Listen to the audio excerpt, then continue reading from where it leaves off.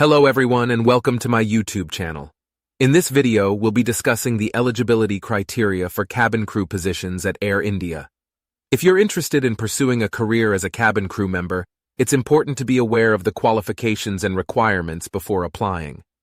First and foremost, to be eligible for the position of cabin crew at Air India, you must be an Indian national holding a current Indian passport, PAN card, and Aadhaar card.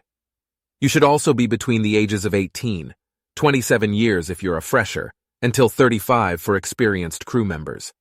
Additionally, you must have completed Class 12 from a recognized board university with a minimum of 50% marks. In terms of physical requirements, the minimum height required for female candidates is 155 centimeters, while male candidates should be at least 172 centimeters tall. Your weight should be in proportion to your height, and your BMI range should be between 18 to 22 for females and 18 to 25 for males. It's important to note that you should be well-groomed and have no visible tattoos in uniform.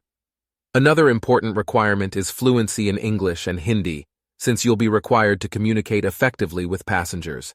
You must also have 6/6 vision.